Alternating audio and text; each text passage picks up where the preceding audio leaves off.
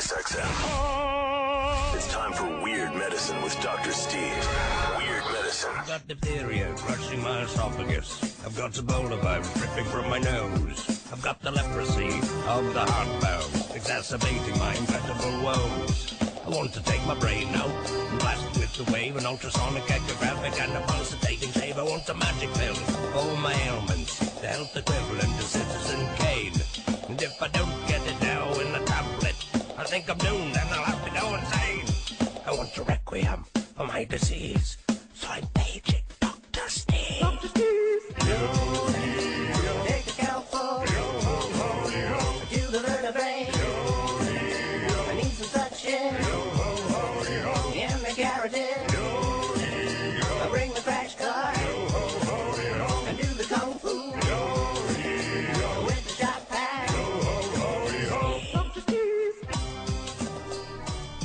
From the we call our morbidly obese children healthy capital of the world, it's Weird Medicine, the first and still only uncensored medical show in the history of radio. I'm Dr. Steve with my little pal Jefferson the lawyer. Hello, Jefferson. Hey. And my wife Tacey, the lovely Tacey. Hello. And Jefferson's big-titted girlfriend, Kelly. Hello. She's never heard the show before. I think I took her by surprise. Addictomy Turd is not here tonight, also known as Fecalicious, the master barber with multiple penis tattoos on his arm. This is a show for people who would never, I had to throw that in, Taste, for a little shout out to Double Vasectomy Turd. This is a show for people who would never listen to a medical show on the radio. If you have a question you're embarrassed to take to your regular medical provider, or if you just can't find an answer anywhere else, give us a call at 347-766-4323. That's 347. Have no idea. Poohead. Oh, Poohead. Visit our. Have you never heard this show before? I have. You haven't heard it either. I think it was Die Tootie Forever or whatever. It was. Visit our website at drsteve.com for podcast medical news and stuff you can buy I can't mention contractually. You can also check our website out at weirdmedicine.com. Most importantly, we are not your medical providers. Take everything you hear with a grain of salt. Don't act on anything you hear on this show without talking it over with your doctor, nurse practitioner, registered dietitian, physician's assistant, pharmacist, pharmaceutical representative. Don't trust them. Lawyer or whatever. So I mentioned in the opening, and Kelly, welcome. This is your first time hearing this show. And it's, you're Jefferson's friend, and any friend of Jefferson's a friend of ours. And you're hot, so we put you on the air right off the bat. So she's been in the house less than 30 minutes, and she's sitting in front of a microphone shitting herself. So don't be nervous. There's only, in Opie and Anthony's case, 1 million people listening. We have tens of listeners. Yeah, tens. So, yeah, at least tens. So I mentioned how in the South we call fat people healthy. They'll say, "Oh, she sure is healthy," right? Mm-hmm. You've heard that, right? Oh, yeah, all the time. Yeah. Oh, we had this kid in my practice, and I think he was 4 and weighed 100 pounds, and his grandmother brought him in and said, "Yep, he sure is a healthy one." So, yeah, I was reading up on this just because, I did a search on why Southerners call fat people healthy. And then I came up with this study from CBS. It was a New York University School of Kinesiology and Health Science study that looked at whether fat people can be healthy. And this was a provocative new study, and they found that obese people who are otherwise healthy live just as long as their slim counterparts. And they also showed that otherwise healthy obese people are even less likely than lean people to die of cardiovascular disease. Huh. So this, using obesity as a separate risk factor, anytime you have a known truth in medicine, it can be called into question. And that's why I like science, is because things that we think that we know sometimes will turn out to be not at least 100% true. Right. On our first show, we talked about how being obese can actually make you live longer, and that's true for people who have certain cancers. If you start off overweight, they have more weight that they can lose. That's one of the problems with cancer and chemotherapy is that people will lose a lot of weight. And if you start out at 100 pounds and you lose 10% of your body fat, well, you're 90 pounds, and that's small by anyone's standards for an adult. Whereas if you're 400 pounds and you lose 10% of your body fat, you're still 360 pounds, and you've got a long way to go. So and people with who are undergoing dialysis, who happen to start off being overweight, tend to live longer than people who started out really thin. So here's another just tidbit. If you're otherwise healthy and overweight, it may be that it doesn't decrease your life expectancy. And then on the other side of it is, if you get sick and you're overweight, you may live longer than people who are thin. But it's still having a healthy lifestyle and eating a balanced diet and being thin, because when they talk about otherwise healthy, these are obese people who don't have diabetes and don't already have heart disease or kidney problems. But there can't be that many of them. Well, that's right. At least not in the South. There's not as many. Because when we eat fried foods.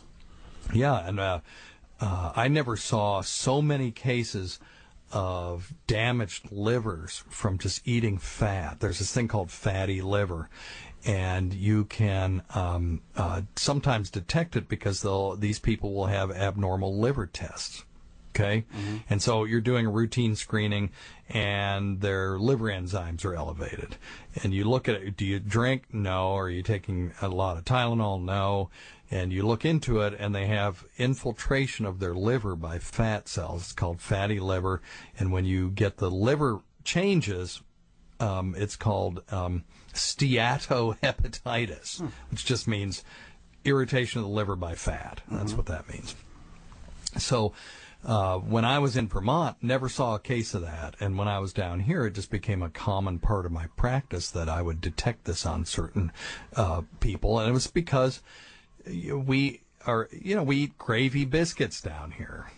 And people in other parts of the country, believe it or not, don't eat gravy on their biscuits. Now, what is gravy? It's a beverage. Amen. Gravy, well, a biscuit. Kelly, do you cook? Sometimes. Okay. So a biscuit is nothing more than fat and flour and some leavening, right? Right. I mean, basically that's what it is. Right. And what is gravy? It's fat and flour and milk. And maybe a little bacon grease. Right. Well, it's fat. That's the fat. Sausage. And chunks of sausage and stuff. So basically what you're doing is you're putting an uncooked biscuit on top of a cooked biscuit and then eating it. Right. And they're both loaded with fat, right? So, when you do that day in and day out, I mean, we have a place down here called Pal's Sudden Service, and you can get this big old tub of gravy with a couple of biscuits thrown in, and people eat that every day for breakfast, and that's not the only things that we do. We eat a lot of fried food down here and drink a lot of beer and stuff, and we end up with these high triglycerides and high blood fats and higher rate of obesity, so anyway, and a lot of the obesity in this country, as a country we're obese, comes from eating too many carbohydrates. Sure. If you look at videos of, say, the Super Bowl, look at the crowd in the Super Bowl in the 50s before fast food came around, and you can't draw a perfect correlation between these two things, but that is one thing that changed. You look, and there's very little obesity in the crowd. There's some fat people, but not nearly the percentage that you would see now looking at a Super Bowl, audience. Right. So, I don't have kids, but I took my niece to school, and I guess maybe you have kids, so you may not notice it, but I could not believe the number of fat kids. Really? I saw walking into school. When I was in school, you would notice the one fat kid in your class. Right. Now I guess you would notice the one skinny kid in your class. Yeah. Because, all these kids, ages 4 to 12 or whatever, they're just huge. Yeah. Well, they had International Food Day at my kid's school the other day, and everybody was supposed to bring food. And what most people brought were sausage biscuits and ham biscuits and stuff. I guess it was American food. and 4 kids in the class puked, right? And I emailed the teacher because my kids said they all ate the chicken quesadilla, so he had said that they had sat out all day. But she said that the kids just gorged themselves. They ate so much that they ate until they puked.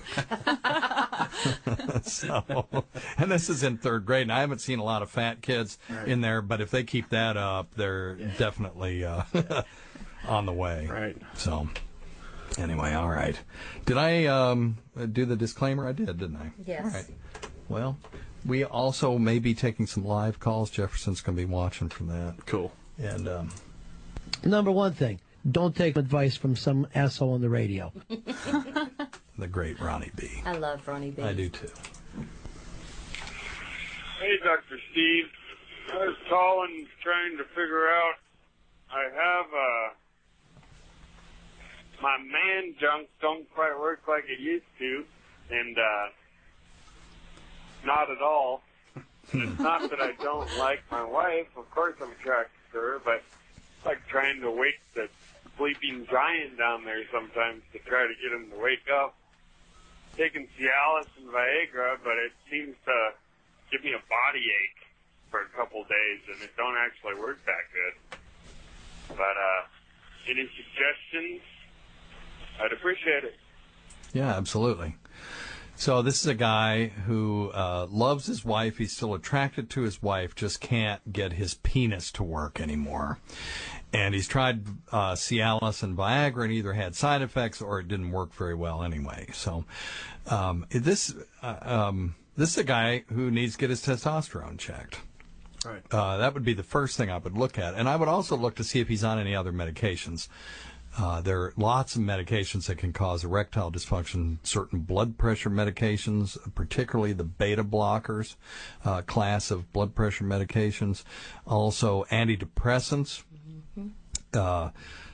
even the newer ones, although they're better, like Cymbalta and Prestique, but the classic Prozac, Zoloft, and Paxil, antidepressants are put you at high risk for erectile dysfunction.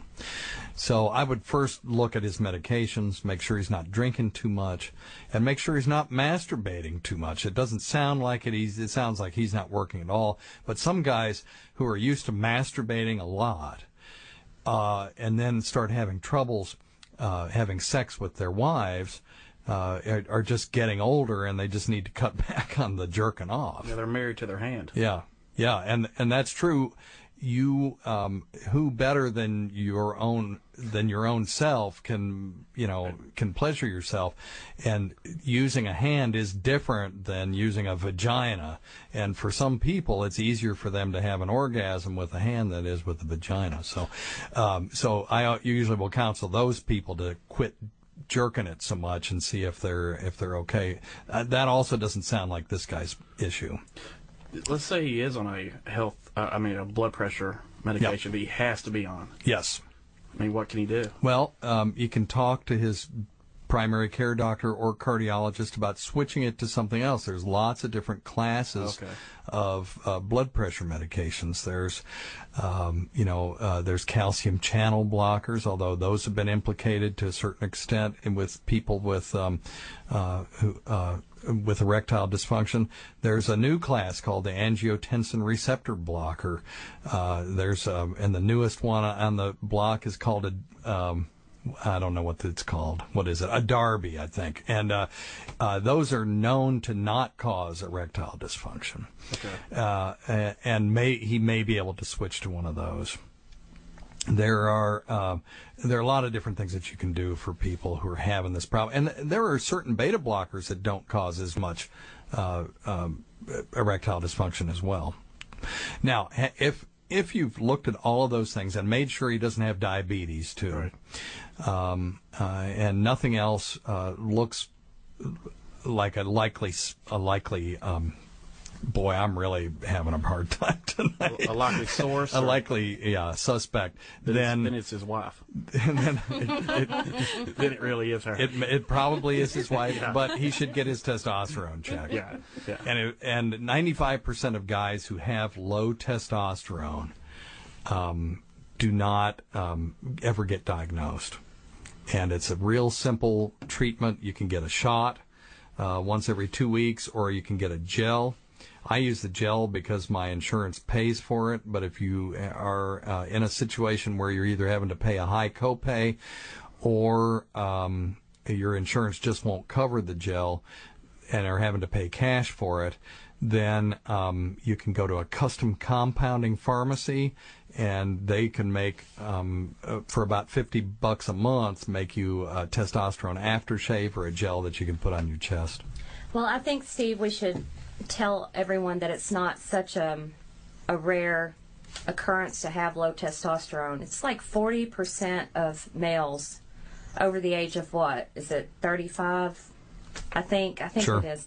40% over 35 have it, and other signs that you might have it would be just exhaustion. 40% over 35 sounds a little high. It was 40%. I can't remember what age. Maybe it's but over 50. Anyway, if you have these symptoms, get it checked, because it's exhaustion, irritability, and a lot of men feel like they're just getting older, but that is not what getting older feels like. You might have a condition, and it's real easy to get it checked, and it's real easy to fix it. Yeah. And It it's is very, very common. And 3 of the 4 guys who are regularly on the show, well, I'm not counting GVAC in that, but okay, so 3 of the 5 guys who are regularly on the show, it's you, Jefferson the Shyster, right, me, and double vasectomy turd. Right. Are all 3 of us on testosterone. So that's 3 out of 5 guys, and I'm the only one that's over 50.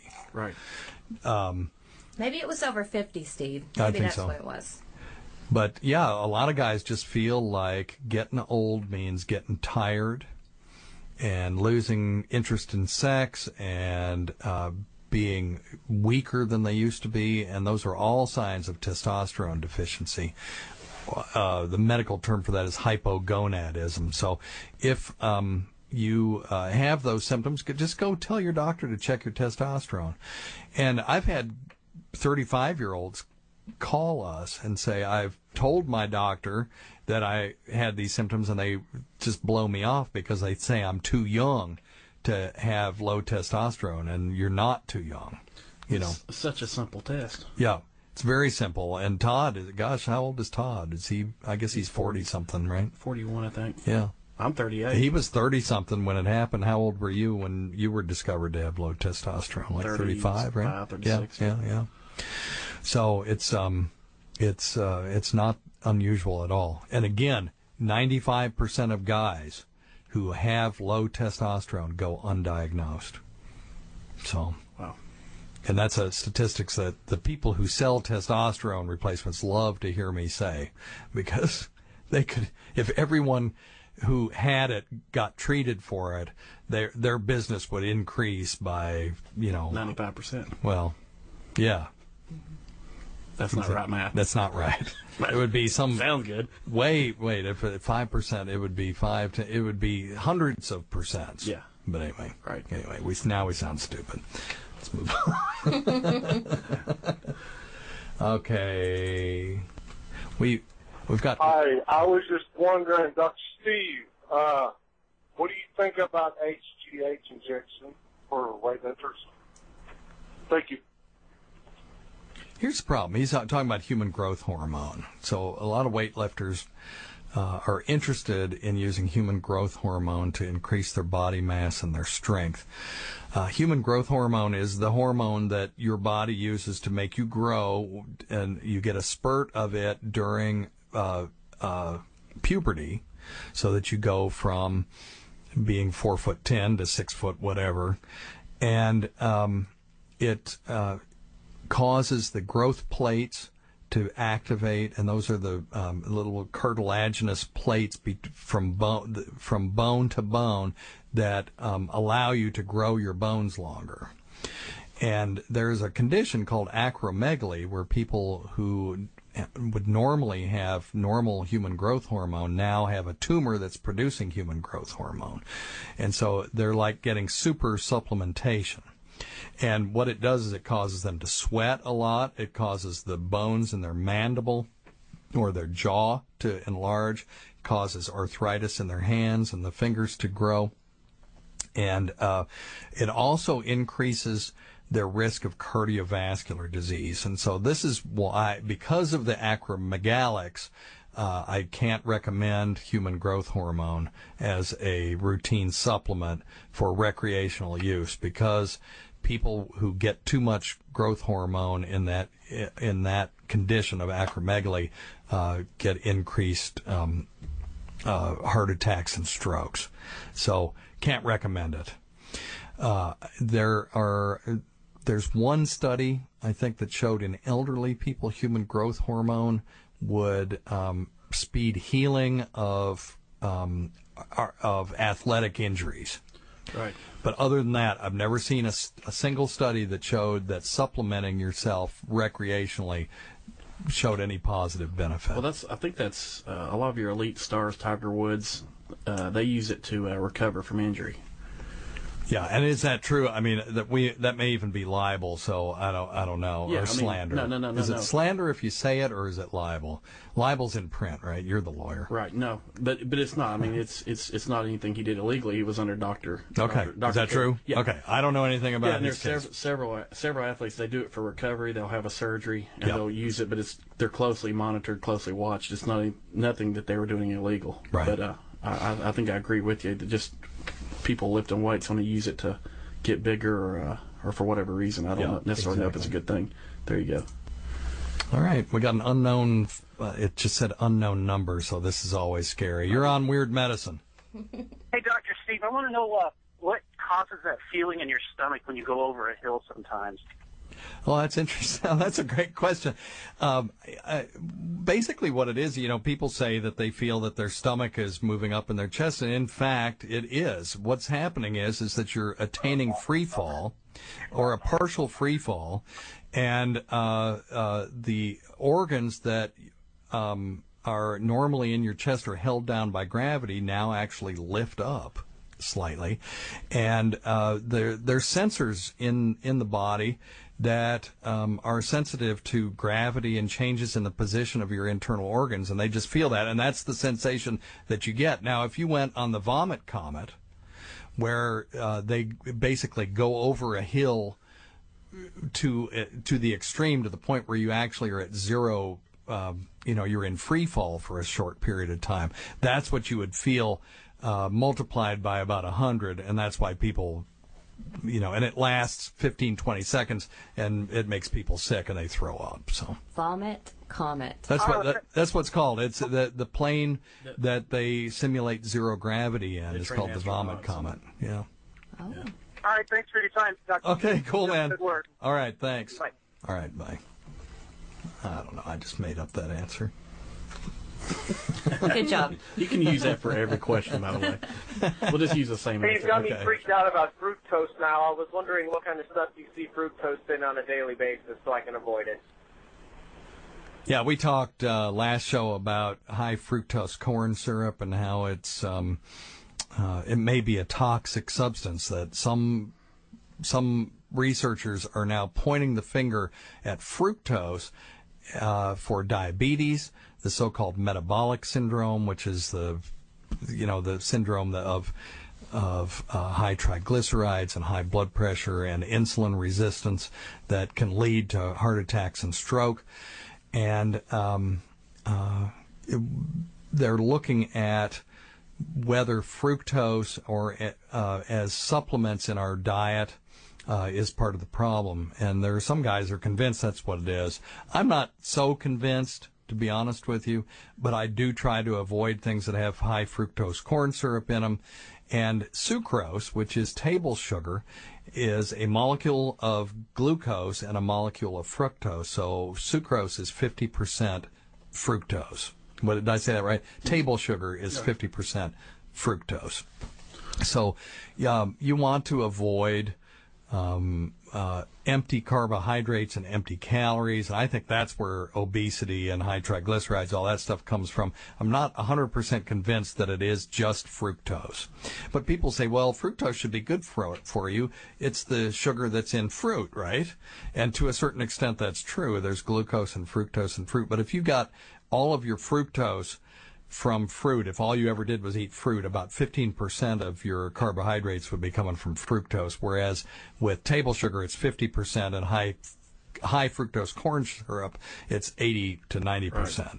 So you're better off eating fruit than you are just supplementing your diet with fructose. Now this might not be the appropriate time, but I mean I've been on that paleo diet for 2 months, and we'll talk about what the paleo diet is and what's behind it. In the most generic terms, it's very similar to the Atkins. High protein, no white potato, no corn, for that very reason that we're talking about, the corn syrups and everything.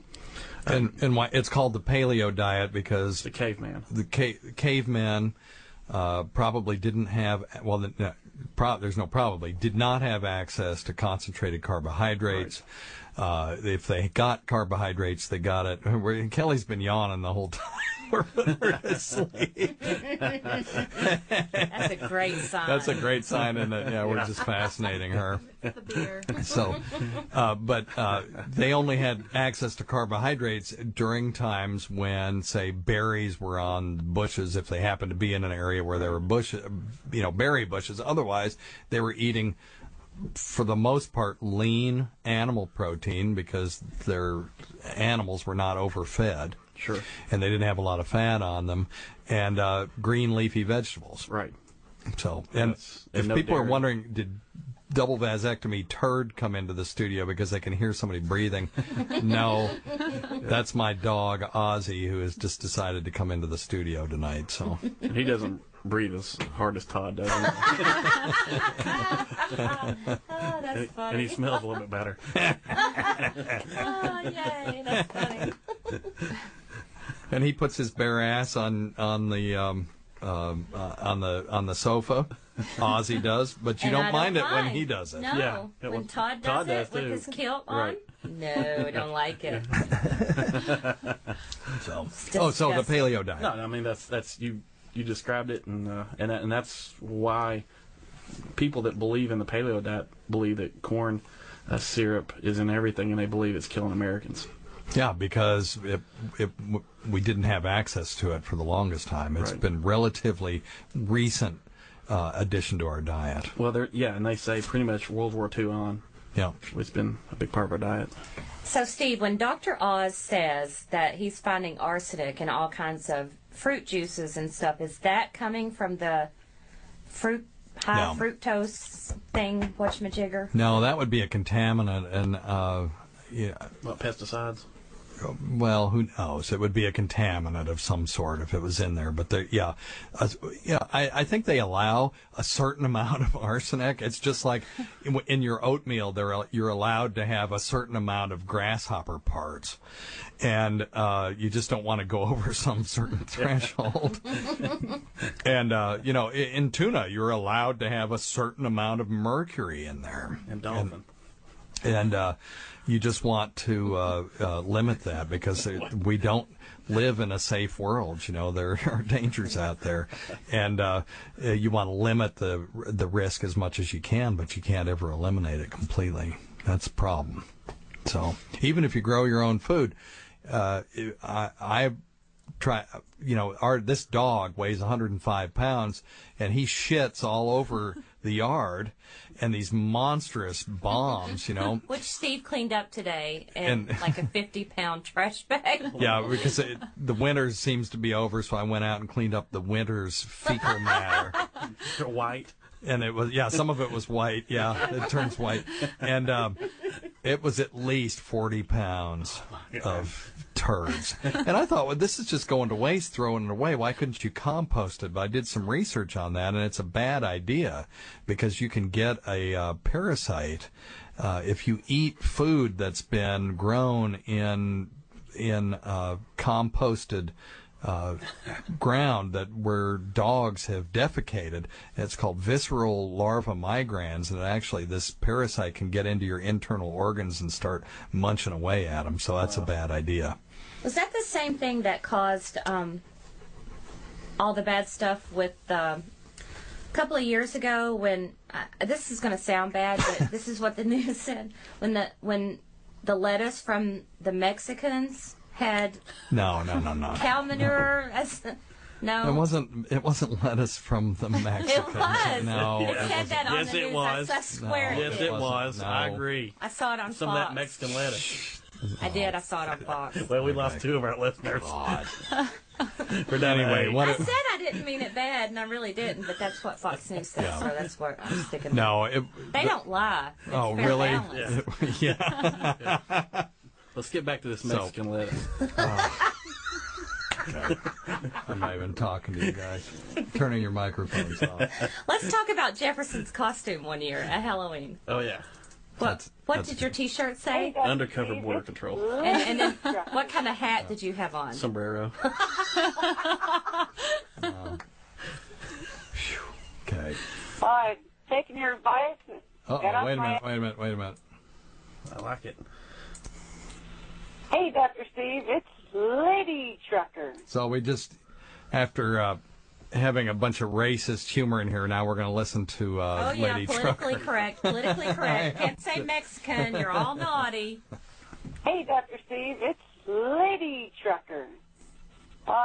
Taking your advice, got off my ass and started exercising, but I have a problem that spandex can't fix. My ass cheeks are getting chafed. Oh, no. So, do you have any advice? I don't understand. 51 years old, and my ass cheeks. No. Okay. It's not her ass cheeks, it's her ass crack, I'm pretty sure is what she's talking about. Baby oil. There are 2 answers to this. One is to wick the sweat away, and what a lot of people will do that have this problem is just cram gauze between their ass cheeks because it's the skin rubbing together. And she's also, and she said spandex can't fix it. She's wearing stuff that's too tight. And she either has, I've never seen Lady Trucker, she either has a monstrous ass that, where the skin is just, the ass cheeks are rubbing together, or she's wearing exercise clothes that are too tight and it's forcing the ass cheeks to rub together. So she can put some gauze between those ass cheeks, or she can use powder, Right. And Gold Bond medicated powder is basically zinc oxide and talcum powder, and that works pretty well. You can even just try baby powder. What about diaper ointment? Would that not work? Yes, I think that was going to be my other suggestion, is that you can use an emollient, which is just basically a skin lubricant, and slather that in there, and that will allow the skin to slide over each other, and the skin surfaces to slide over each other, and not just have all that friction, because it's the friction and the moisture that's doing it. The problem is she's wearing spandex that she fit in 55 pounds ago. Yeah, well, maybe. I don't know. I've never seen her, so I don't know. I've never had that issue. She must be working her butt off. So. Yeah, good for Congrats. her. Awesome. Yeah, congratulations. Awesome. And don't let the ass crack chafing stop you from exercising. Yeah, good luck. Yeah. So. Dr. Steve, listening to the broadcast here on March 10th. Beautiful show, by the way. Again, bravo, huge fan. I've heard over and over again about some sort of a magical root or plant or God knows what that grows in Brazil and the Caribbean and whatever. And if you chew it, it cures your cancer and all that stuff. I just wonder if that's as much bullshit as I think it is, or if there is any truth behind that. Well, we hear about these cures for cancer that come up from time to time. There was, when I was a kid, it was Laetril. It was an apricot pit extract. People would go to Mexico to get it because they couldn't get it in the United States. It wasn't approved.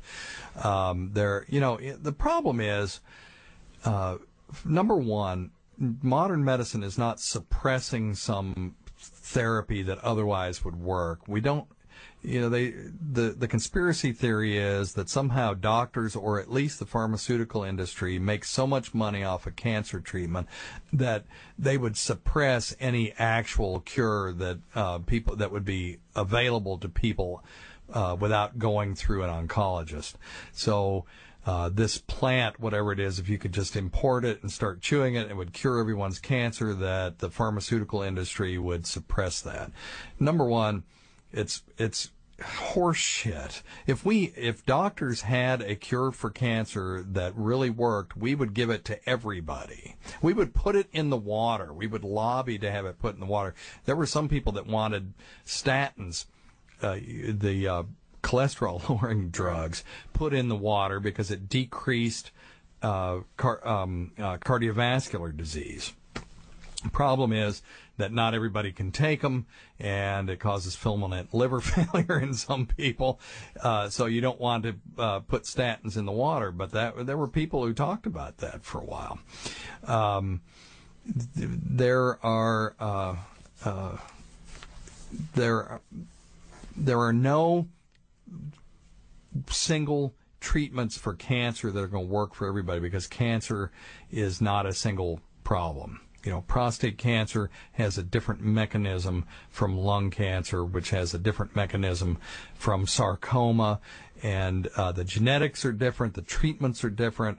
There just isn't a single thing that we can do to fix this. And if there was, I would tell you, if I knew about it. And if anybody knows about something and they want to email me, I'll look at it. I've got an open mind about this stuff, but so far haven't found a single thing that shows that any of this stuff is worth anything. Now, is it possible that there is a plant in South America that has properties that may be beneficial in cancer treatment in the future? Heck yeah. That's where we get a lot of our treatments. We don't just synthesize these things out of whole cloth. They're not just synthesized out of the blue. They very often will be biological molecules that have been shown to have some effect that they then can tweak a little bit in the laboratory to make a new medication. Taxol, I'm not an oncologist, but I believe Taxol came from some bark of some tree in the South Pacific, originally. And it's used for various cancers now. So there's not a magic pill or a magic root? Or no. And, antibiotics came from fungi demonstrating an ability to kill bacteria in petri dishes. You get a fungus, and then all of a sudden there'd be this colony of fungus and then a clear spot around which bacteria was growing, and people would say, wow, what is it in that these fungi are secreting that kill bacteria? And that's where penicillin came from. So everything since then has been laboratory manipulation of these properties that are found naturally in the world, and a lot of cancer treatments come from that. So could there be a grain of truth in this? Yeah, possibly. As far as the pharmaceutical industry hiding some great cure, the industry is hurting so much now. They're not hiding any cure. If they had a cure, they would have it out there. They would charge a fortune for it. But right. no. I mean, you would pay for it, but they're not holding anything back. Yeah. That's not. I'm pretty sure we would know that. And, I'm not a fan of conspiracy theories because they usually are, they're overly complex. Mm-hmm. Certainly there have been conspiracies in the world. I completely agree. The Gulf of Tonkin being one that our government pulled on us back in the, Vietnam years. So I do believe conspiracies have. I'm not one of those guys that think that conspiracies can never happen. But this is one of those things that just doesn't make sense. It just doesn't make sense. And doctors at least, if we knew that this worked, would be sending people down to South America to go get it, and to hell with the pharmaceutical industry. I mean, we're not beholden to them. We'll use whatever we want.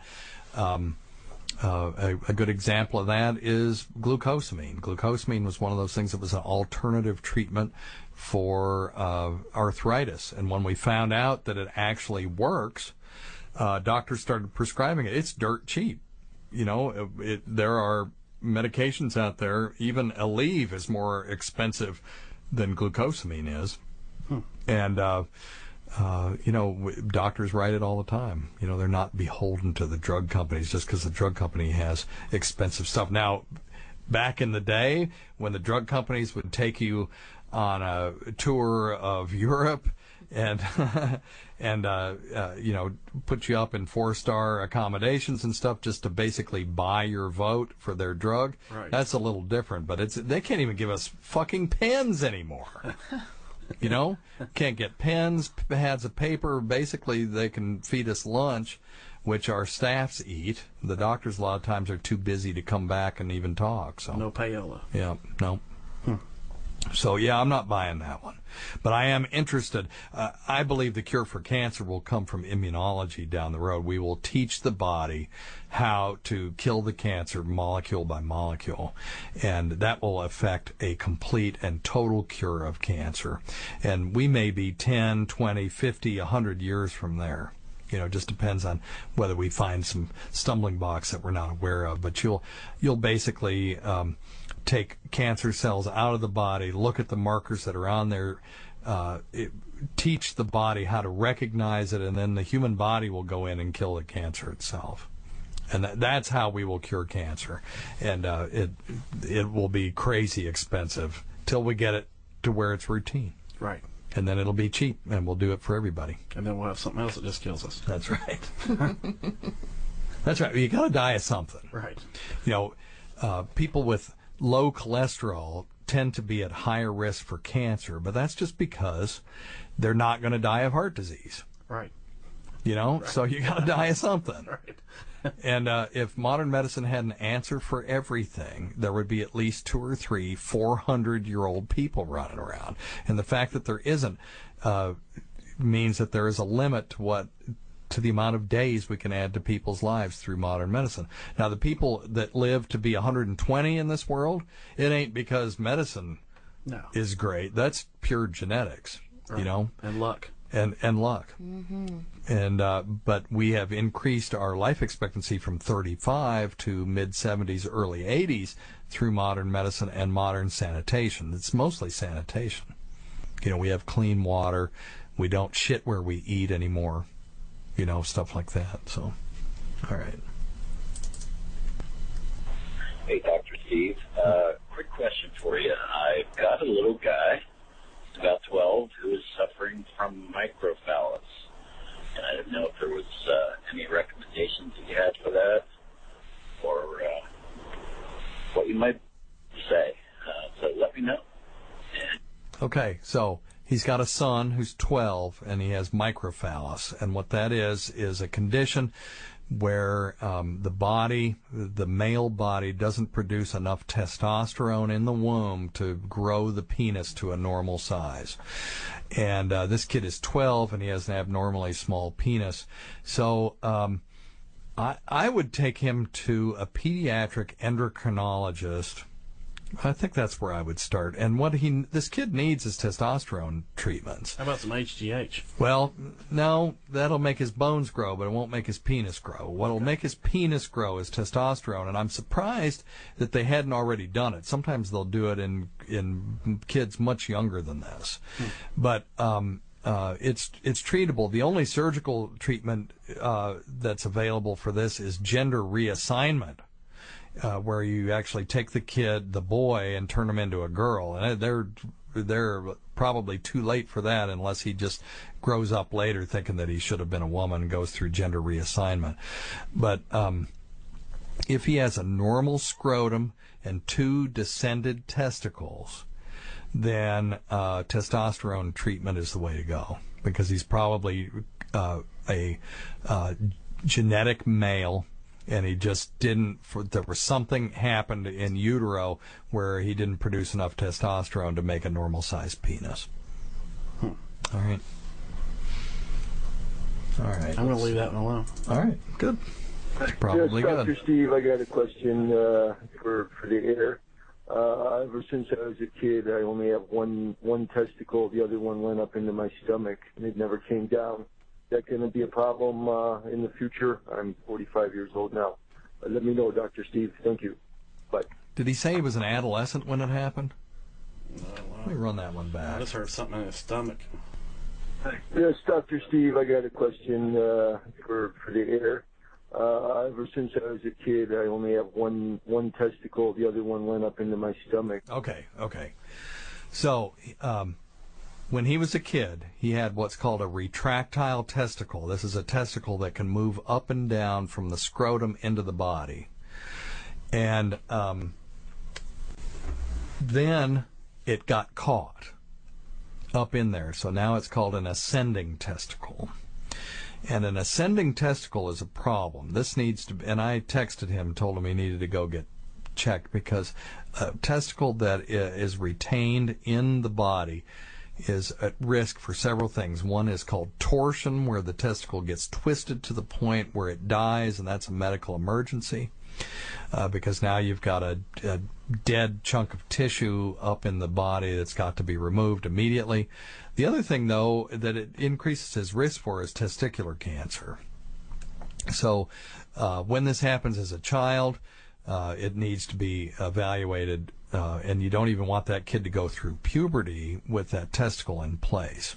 So he's probably it's not so much that he was lucky, he just didn't fall to that risk factor, but he needs to get this checked by a urologist, and he should go, he doesn't have to run, but he should walk briskly to a urologist and get it checked out and get it dealt with. Now, since he is 40-something, he's at less risk for testicular cancer now than he was, because testicular cancer tends to be a young man's disease, but leave it to the urologist to decide whether he needs to have that surgically removed or not. All right. Hey, Dr. Steve. I have a 15-year-old daughter who wants to take DHEA pills from the bodybuilding supplement store because she is in high school athletics and wants to get in better shape. And I've heard that that's not good to be taken by teenage girls. Is that true? Thanks. Yeah, dihydroepiandrosterone gets converted in the body to a thing called androstenedione. Don't worry about all this. But then from there, gets converted to either testosterone or estrogen. And in her, what's probably going to happen is going to get converted to estrogen. That's not what she wants. She's wanting to take it because it will increase her testosterone, so that it'll make her stronger and be more athletic. And so we don't recommend hormone manipulation in anybody, much less an adolescent girl. It's just a bad idea, in my opinion. Isn't it hard on your liver? Didn't your liver have to pass it? It does, but I'm not certain that DHEA is hard on your liver. I know that oral testosterone is very hard on your liver. Would that include bioidentical hormones, Steve? Well, here's the thing. Bioidentical hormones in an adolescent girl should not be necessary, because she is now producing her own hormones through her ovaries. And, unless she was proven to be hormone deficient, then I wouldn't recommend it. You just don't, when you're going through puberty particularly, you just don't want to screw with your hormones unless there's a proven deficiency. Like human growth hormone, people with familial short stature who are not producing enough growth hormone to grow to a normal size, you would supplement those people. This kid that we were talking about earlier, who has microphallus, the only thing that's going to treat him is going to be testosterone. So, you would want to treat him. For an adolescent girl who wants to just become a better athlete, I would recommend working out more and not trying to fudge things by taking hormones. That's my personal bias. So, all right. I have a really bad health problem. There's mushrooms growing on my penis from this medicine that I took for, like, Viagra. So, like, you know when like, you have an erection for longer than 4 hours, you get, like, that medicine? Well, now there's a mushroom growing on my penis. Okay. No, there isn't. It's probably, I don't know what the hell he's, well, I know what he's talking about. He may have a mushroom-like growth on his penis, but it's most likely a genital wart. Yeah, I'll have to dog lick it off. I don't think it has anything to do with the Viagra that he took. Unless I'm completely misunderstanding his question. So, the genital warts are contagious, and in fact, the virus that causes genital warts can cause cervical cancer. So he doesn't need to put his penis in any vaginas or anywhere else until he gets that checked by his doctor. Many thanks go to Jefferson the Shyster, to my lovely wife Tacey, and Kelly, who said a couple words. You did okay. We also can't forget Eric Nagel, Opie and Anthony, Ron and Fez, whose steadfast support of this show never goes unappreciated. Many thanks to our listeners whose voicemails and topic ideas make this job very easy. Until next time, check your stupid nuts for lumps, quit smoking, get off your asses, and get some exercise. We'll see you in 1 week for the next edition of Weird Medicine. Woohoo!